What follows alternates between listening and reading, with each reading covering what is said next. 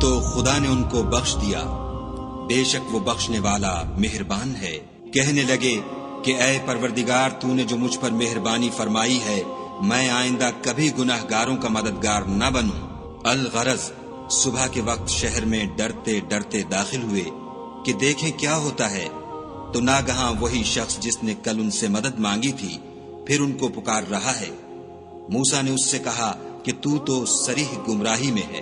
جب موسیٰ نے ارادہ کیا کہ اس شخص کو جو ان دونوں کا دشمن تھا پکڑ لیں، تو وہ یعنی موسیٰ کی قوم کا آدمی بول اٹھا کہ جس طرح تم نے کل ایک شخص کو مار ڈالا تھا، اسی طرح چاہتے ہو کہ مجھے بھی مار ڈالو۔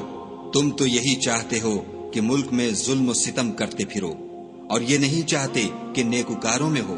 اور ایک شخص شہر کی پرلی طرف سے دوڑتا ہوا آیا اور بولا کہ موسیٰ شہر کے رئیس تمہارے بارے میں صلاحیں کرتے ہیں کہ تم کو مار ڈالیں، سو تم یہاں سے نکل جاؤ، میں تمہارا خیر خواہ ہوں۔ موسیٰ وہاں سے ڈرتے ڈرتے نکل کھڑے ہوئے کہ دیکھیں کیا ہوتا ہے، اور دعا کرنے لگے کہ اے پروردگار، مجھے ظالم لوگوں سے نجات دے۔ اور جب مدین کی طرف رخ کیا تو کہنے لگے امید ہے کہ میرا پروردگار مجھے سیدھا رستہ بتائے۔ اور جب مدین کے پانی کے مقام پر پہنچے تو دیکھا کہ وہاں لوگ جمع ہو رہے اور اپنے چار پایوں کو پانی پلا رہے ہیں، اور ان کے ایک طرف دو عورتیں اپنی بکریوں کو روکے کھڑی ہیں۔ موسیٰ نے ان سے کہا تمہارا کیا کام ہے؟